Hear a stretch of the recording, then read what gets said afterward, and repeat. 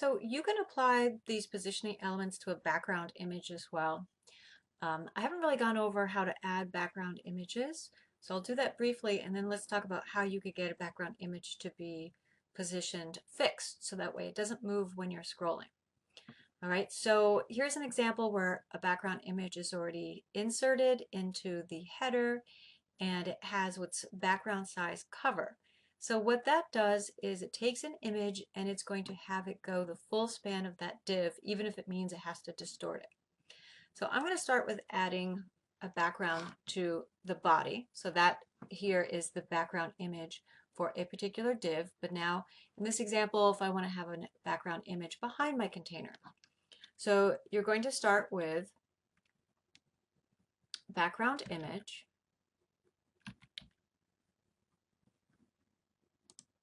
And you're going to choose the URL option and then browse for your image, which should be in one of your folders here in your site.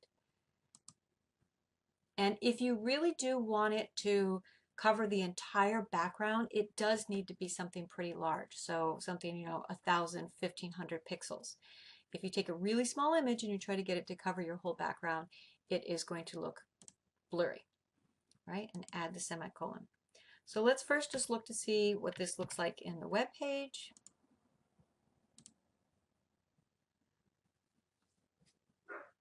So by default, because this image wasn't very large, what it did was repeat it. And you can see that line here. And in general, that's not really a very good look. But that's what's going to happen by default if your image is not quite large enough. So over on the W3 School, there's a lot of attributes you can add to backgrounds. I'd like you to go there as part of your homework. I'm under CSS and then CSS backgrounds. You can look at background color, but specifically then go into background image, and there's a whole list of all different kinds of attributes you can add here. So if you want it to repeat or you don't want it to repeat. So as we saw, if your image is smaller, by default it's going to repeat, but there's more to it than that. You can put a no repeat, you can have it repeat horizontally, you can have it repeat vertically. There are a lot of different options. So I do want you to go spend a little bit of time here. I'm just going to go over some examples. So I don't want it to repeat.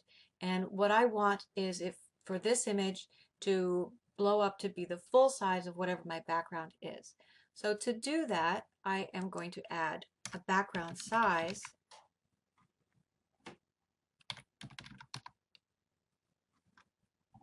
of cover. All right, and now it is going to take this image and make it a lot larger, but I just wanted to use this as an example.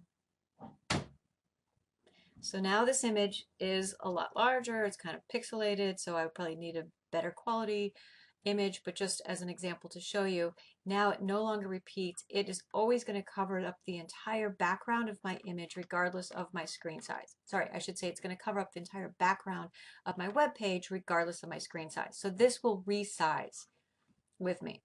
Now it's a little distracting to have this move as I'm scrolling. So common layout, if you're going to have an image that's really busy like this in the background, and you're going to have your page long enough that you want to scroll, make this fixed. And so to do that, back up here in our body, we're just going to add background attachment and make it fixed. Semicolon, okay? So to add the background image, it's background image, choose the URL option, browse for your image. It has to be in your folder.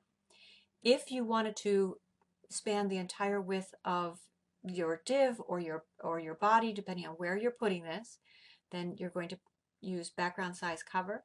And if you want it to stay fixed, it's background attachment fixed. So we'll just save this and demonstrate in Chrome.